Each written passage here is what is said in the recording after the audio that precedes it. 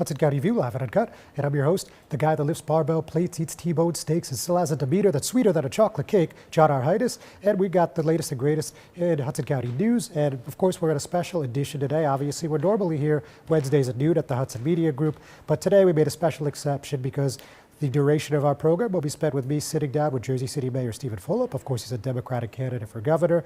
This is a good opportunity, in my opinion. Obviously, all the public polling has played out. You know, all of the debates are done.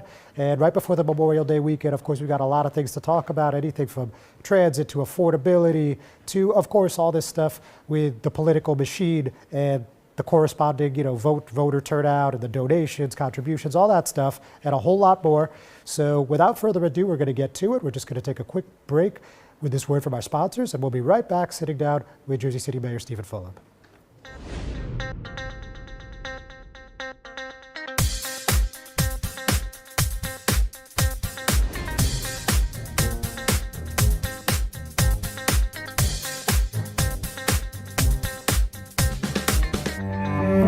No one plans on heart disease, but everyone should have a plan for it. We help patients of all lifestyles and medical histories plan for healthy hearts. We offer convenient screenings without judgment, hundreds of preventive programs, and women's heart specialists. And we're the largest cardiac surgery program in New Jersey. Make plans for a healthy heart with RWJ Barnabas Health. Let's be healthy together. Consumer Carpets, 3408 Kennedy Boulevard in the Jersey City Heights, your one-stop store for residential and commercial floor treatments, carpeting, linoleum, tiles, laminates, hardwood floors, area rugs, remnants, all major brands, all in stock. Free estimates, same-day installation. Consumer Carpets, it's savings, selection, installation. Credit cards and debit cards accepted. Financing available. Consumer Carpets, price to fit your budget, installation to fit your schedule. On the net at consumercarpets.com. Consumer Carpets, Jersey City, 201-792-2712.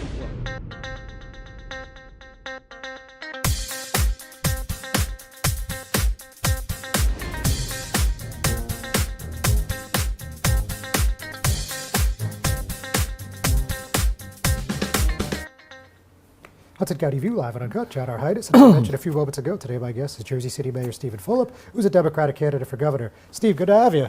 Been too long. See you as well. How are you? Very well. You? Good. All right. There. Good. At least too long since we've been in these chairs. Yes, But actually, true. This is your first time in these chairs. I think so. These are new chairs. That's right.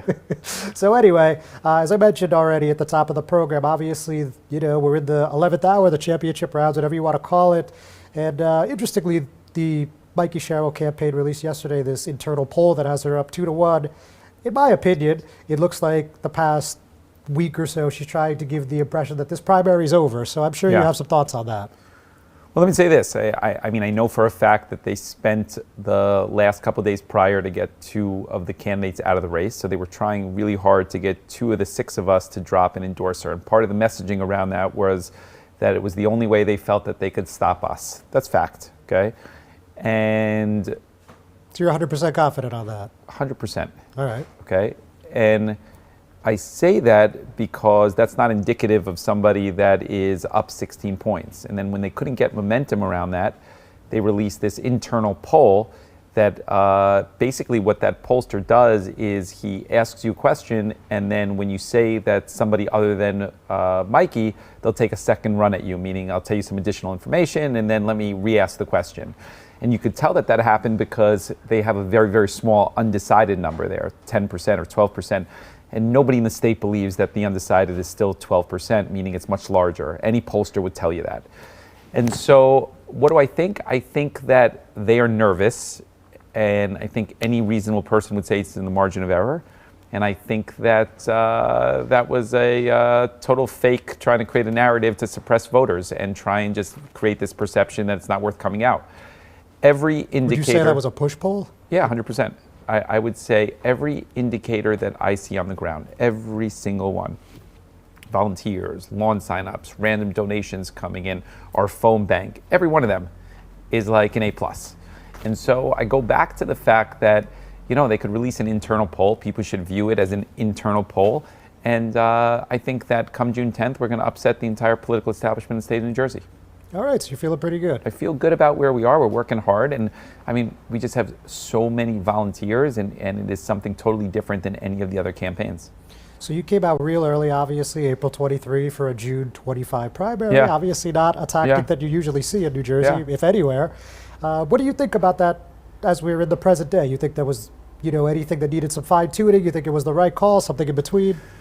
Look, if I think back about this campaign, the one thing that I'm really proud of is that there isn't really one part of it that I would change. I mean, obviously you have some good days and some bad days, and maybe you make a little mistake here, but holistically, the message has been right on and true to me.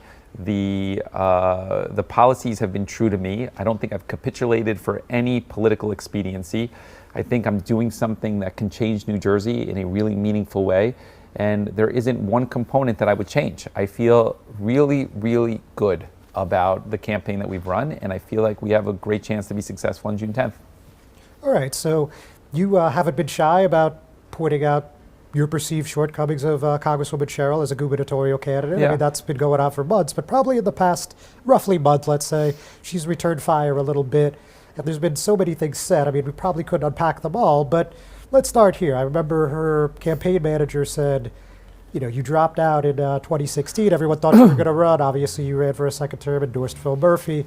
And, she alluded that these were these mysterious circumstances no one ever Mysterious discussed. circumstances? Something like that. Yeah. I don't have it in front of me, but you know what I'm talking about. Yeah. So, when we're looking back, what was that? That's already 9 years ago, right? Like, Yeah. what do you think? What was the situation there where you just said, this isn't my time? Well, let me say it this way and just kind of talk through it. I get elected in 2013, much like this campaign. I was an outsider, very policy-centric, and it was a big win against Jerry Healy. Some people thought I would win. Most of the establishment didn't think I would win. Very similar to this. People start talking about me immediately running for governor, okay, post Chris Christie. Got a lot of momentum. And I kind of bought into it a little bit. And as part of that, I allowed myself to be convinced that the only way to build a campaign was around this political establishment, that you need to ingratiate yourself to a lot of these party bosses and chairs. And so I would spend time at dinners and build a relationship, and I never felt great about it. I felt like these people, for the most part, not in absolute terms, but many of them were just not honest people, good people. And at the same time, I'm conflicted because I'm saying to myself that I got to have these relationships. And then comes 2016, there was no dossier or secret file. At the core of my issue was I didn't feel great about the campaign that I built, and I wasn't willing to rely on these people that were very transactional and not consistent with my core beliefs. So for example, real quick, so you thought maybe, let's just say the Bergen County chair, for argument's sake, Yeah. he could endorse you on Monday and then on Wednesdays with Phil Murphy. Totally. And I felt that because they're all lobbyists, it was all money. And if I was pragmatic about the situation on how I built it, I realized that it wasn't true to who I was and it wasn't winning, okay? And even if I won, it wasn't really a great outcome for me. Because you know too many people, too many favors? Because I just felt like, I felt like I just entirely built it improperly, and it would have ended up in that place where I wasn't dictating my own fate. And so I didn't know Phil Murphy. So he was a distant third from people's kind of mindset at that time. I call him up and basically we set a time to get together, and I hardly know the guy. I just think he was a better candidate than Steve Sweeney because Steve Sweeney was the whole South Jersey machine. And I endorsed him. And then all of that perceived support moved to him within 3 days, and now we have Phil Murphy as the governor, right? It kind of shocked a lot of political people. I'll tell you this, it was a bitter pill for me. I paid a high price because I wasn't true to my values. And not only was it embarrassing, but it was more than that, I felt bad about kind of where I moved. And I said to myself that I don't know if I'd get another opportunity to run for governor because it was 8 years away. You got to win multiple elections through there. But if I did, I would run a campaign that was true to my values. And I've done that. And I feel much better about where I am. There was no other reason why I didn't run other than I didn't feel like it was authentic to me. And I feel much better about the candidate and campaign that I'm running now. Very good, Mayor. Don't go anywhere, folks. Okay. Just give us a moment. We're going to take a quick break. We'll be right back.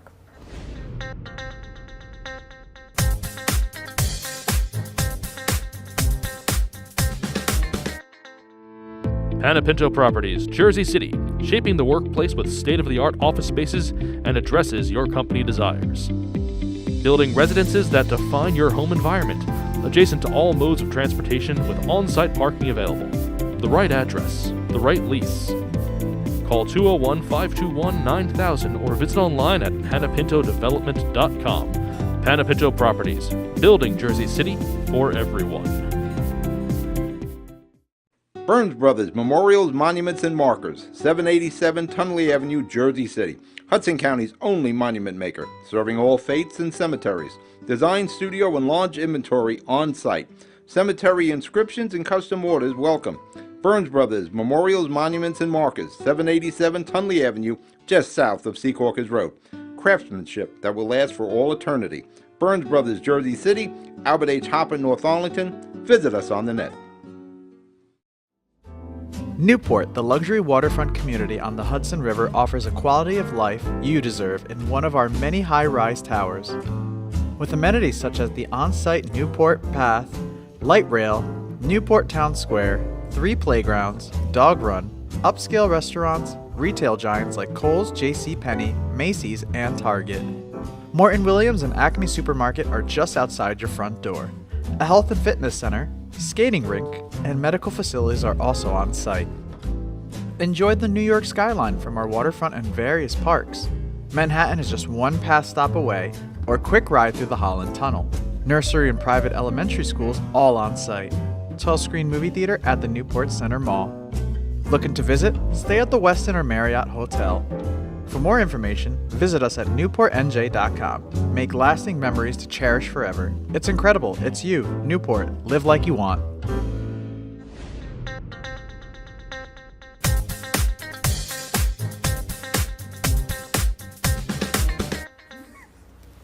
Hudson County View live on Uncut. John R. Heinis still here with Jersey City Mayor Stephen Fulop, a Democratic candidate for governor. So another thing that just happened was, so you had the last debate posted by New Jersey Globe and a host of others on Sunday. And then on Monday, Mayor of Newark, Ross Baraka, he has that ad attacking, through a PAC, Mikey Sherrill, and then your PAC, Coalition for Progress, for lack of a better term.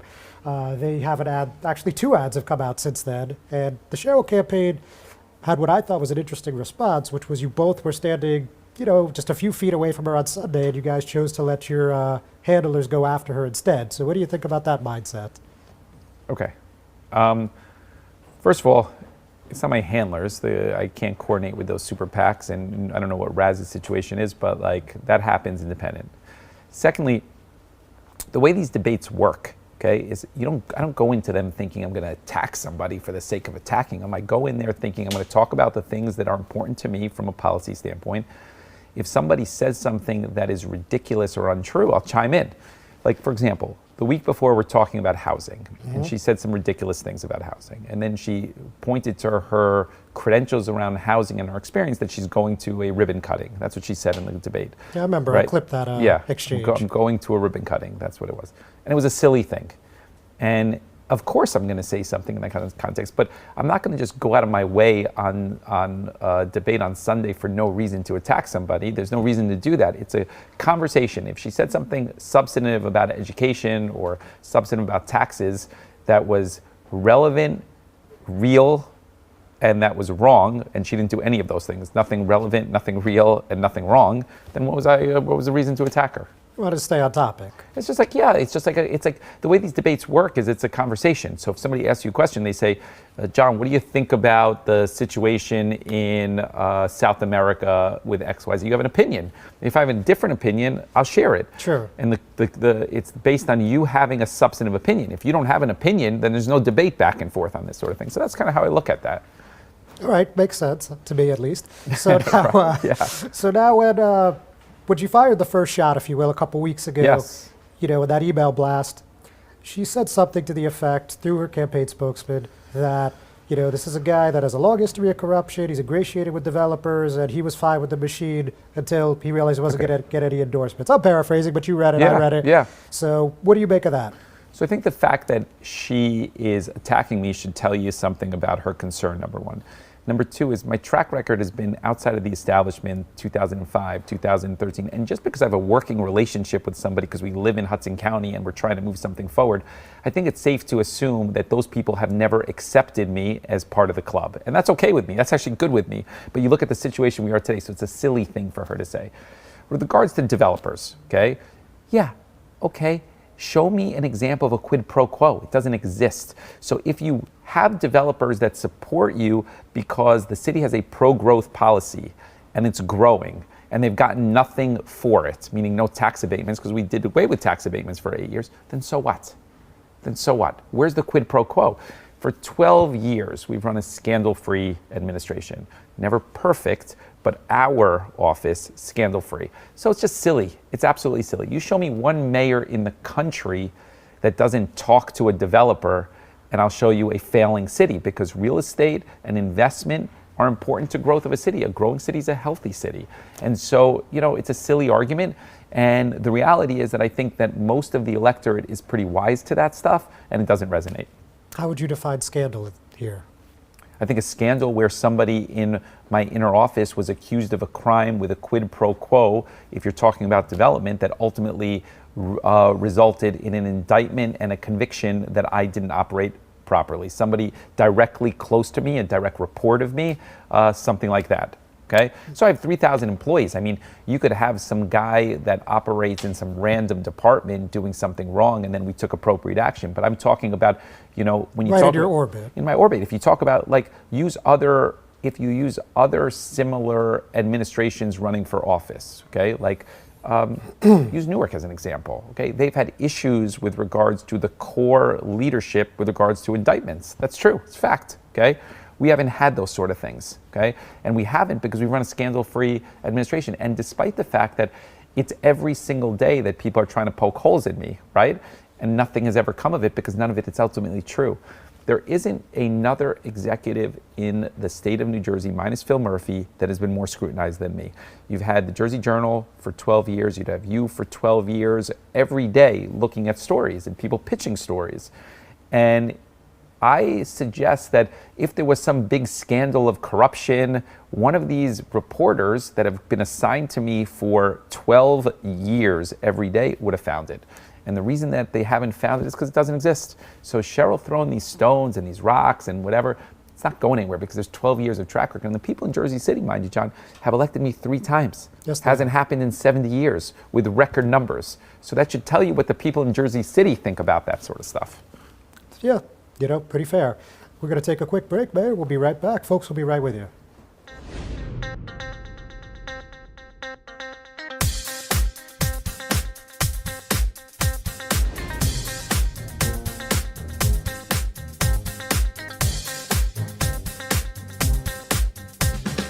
Comprehensive healthcare is here, here, and here. RWJ Barnabas Health is healing, enhancing, and investing in Hudson County with its 2 newest locations, Hoboken and Exchange Place. Within walking distance or accessible by mass transit, our locations combine convenience with primary and specialty care, including cardiology, women's health, orthopedics, cancer care, and more. Let's be healthy together.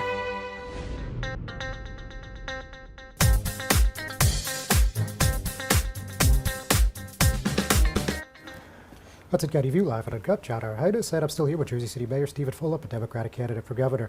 So I think we hit the politics pretty hard. So let's take a breather and talk a little policy. So okay, good.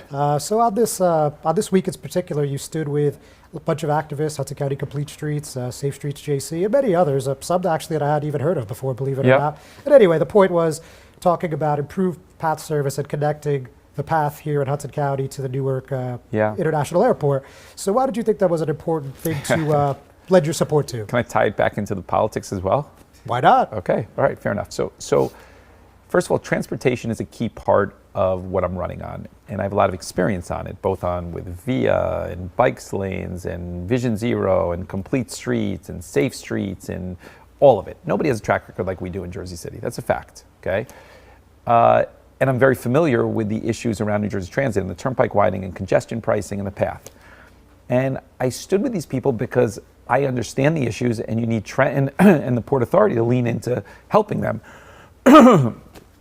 The truth is that there isn't a gubernatorial candidate that has more experience, or Hudson County would be more front and center. And I say this sometimes to people. I say, people that say, well, or are questioning whether who would be best for Hudson County as a gubernatorial candidate, they should take a step back and think about it practically. There isn't another gubernatorial candidate that has more familiarity with what's happening. You don't need to educate me on the school funding issues, on the path issues, on the transportation issues, none of it.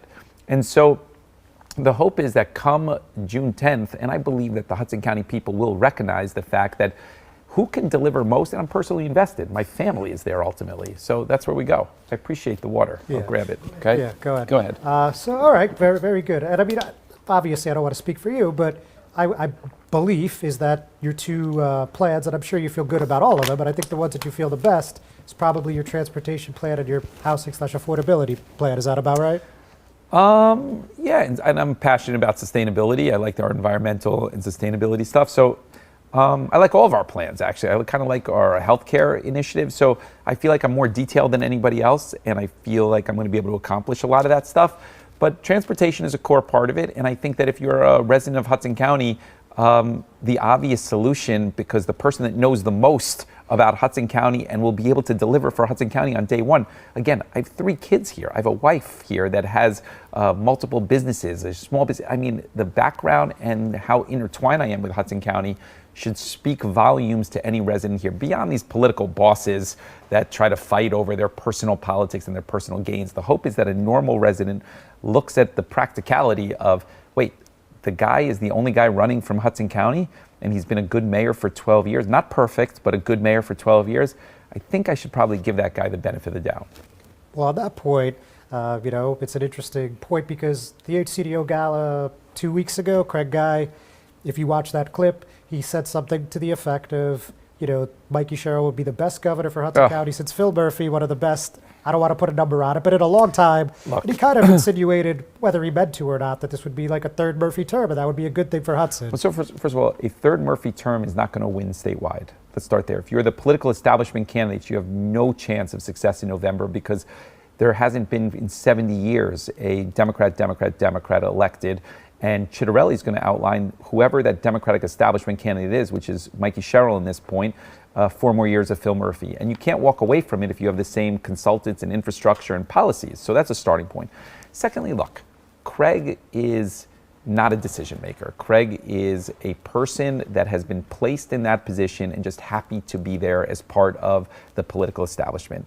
And I think that in couple years, in 3 years, when Craig is up for re-election and there's no line to protect him at the Democratic establishment, I think he's going to have a very difficult time winning. That's the truth. And it's not personal, it's just the reality of track record and where the temperament is. And so, he could say whatever he wants. I mean, look, he's been on public payrolls, multiple payrolls his whole career. I understand. And he's a creature of the establishment and wants the status quo. It's totally different from what I want. And so he could say what he wants. It's just I have a different view. So on that point, and look, I'm sure you're laser focused on June 10th, but in the event that it doesn't work out, have you given any thought to what comes next? I mean, some people are like, oh, Steve's running for Congress. He's running for county exec. Look, I think it's going to work out. I feel the energy on the ground. Like I said, I see all these indicators and they're all positive, perfect, okay? And I guess we'll see how that plays out. But look, I keep my word. I said that I am not running for re-election of mayor. That's true, This doesn't work out, I'm going to look to go back into the private sector, and I'm going to be thankful for the people of Jersey City and continue to raise my family here, that they gave me an opportunity for 12 years as mayor and 8 years as council. And that's what it's about. Public service is not anybody owning a seat or staying in office in perpetuity. It's like a temporary conversation. It's like a rental. Like the people allow you to be there temporary and then you leave. And so, I think part of the culture in New Jersey is these people want to stay in perpetuity forever. And that's not where I am. I mean, I've done a lot in public service. I feel like I can fix New Jersey. If the electorate ultimately says to me, we think somebody else is better, I'm going to be disappointed. I'm going to think it's a mistake. But I'm going to understand the fact that I'm not just in this to hold on to political titles and stay in office. So if this one doesn't work out, you feel like there's a good chance this is your last election? It's going to work out, John. Yeah, it's going to work out. So I'm going to have another election in November, and then I'll decide if that's my last election. All right, fair enough. All right, folks, we're not done yet. We got one more segment. We'll be right back.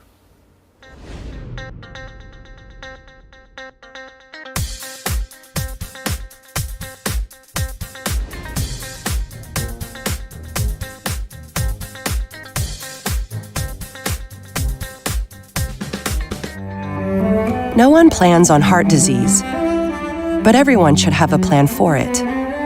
We help patients of all lifestyles and medical histories plan for healthy hearts. We offer convenient screenings without judgment, hundreds of preventive programs, and women's heart specialists. And we're the largest cardiac surgery program in New Jersey. Make plans for a healthy heart with RWJ Barnabas Health.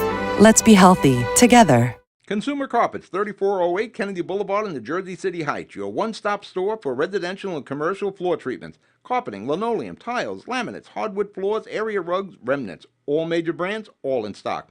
Free estimates, same-day installation. Consumer Carpets, it's savings, selection, installation.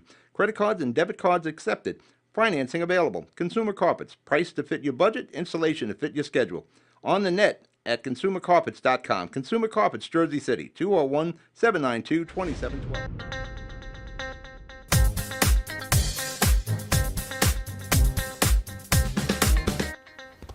Hudson County View live on a cut. John Heinis, he's still here with Jersey City Mayor Stephen Fulop, a Democratic candidate for governor. So you've been very steadfast, and you had a strong close on Sunday talking about how you're the only one who could win in November. Yep. And so Trump's already endorsed Jack Ciattarelli. I think anybody watching this at any point knows that. And I think that's pretty safe to say that D.C., the White House, is going to have a big interaction, yes, for sure, engagement in this for sure. cycle. So you say, Cheryl, that others can't win. But given your history with the Kushners and other people in Trump's circle, don't you think they'd come after you pretty hard too? No, let me say it. I think, yes, not everybody can win. Less than 2 people can win, which means 1, okay? And it does. Which I do believe is an important point. I have been scrutinized differently than anybody else, okay? I think there are some vulnerabilities for different people that make it very difficult, and each one is unique, okay? Going back again to real estate, okay? When you poll that sort of thing, people yawn about it because I'm a mayor of a city ultimately, and there's no quid pro quo. When you talk about insider stock trading, okay? When you talk about Malinowski lost his seat last year, congressman, that over this one issue to Tom Kaine, or 2 years ago, whatever, they bludgeoned him over it. When you talk about being an establishment candidate in an anti-establishment sentiment around the country and state, like those are different vulnerabilities. So I don't think I have those same headwinds because I'm talking to independents in a different way. Of course they're going to say nasty things about me, and I'm going to say nasty things about them. That's going to happen, okay?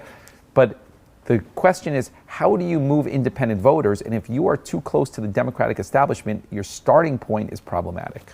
True. Okay. Now, another thing that makes you unique in this field of 6 on the Democratic side is you committed, I believe it was last summer, to $10 million on down-ballot candidates. That's mostly Assembly and County Commissioner. So first of all, do you think you're going to reach that goal? I can't speak to that, but we're going to reach into the mid to high millions, I suppose, yes. Okay. And then obviously in Hudson, we got a contested sheriff's race, and all of our assembly races are contested, the 31st, 32nd, 33rd legislative districts. Give me your thoughts on those races.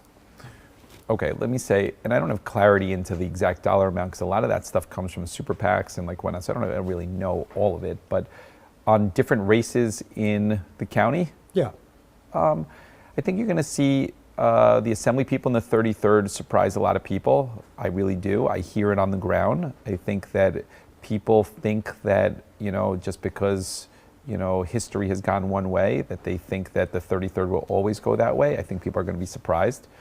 I think with regards to me, I think being the mayor of Jersey City for 12 years, people in Hudson County know who I am. If you are a resident of West New York or North Bergen or Union City or Guttenberg or Bayonne, they know who the mayor of Jersey City is after 12 years of the Jersey Journal and scrutiny and proximity. You may not know who the mayor of Philadelphia is, but you're going to know who the mayor of Jersey City is. Yeah.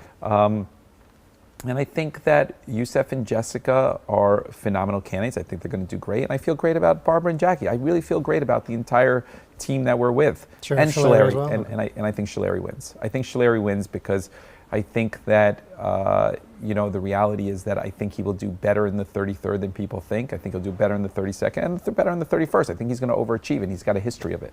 So you think out of the 7 contested seats, at least 4, possibly 5, at worst?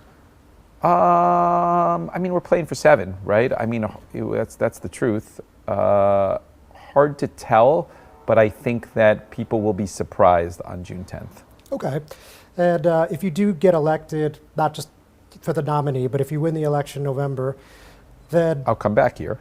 Well, that's great. I appreciate Okay. that. We've got to do this more often. Yeah. And but to my point was going to be, what's the first thing you'll enact? Let's say, no, actually, what's your first order of business? And why would that be something beneficial for November? the state of New Jersey? In November? Well, if after you're sworn in.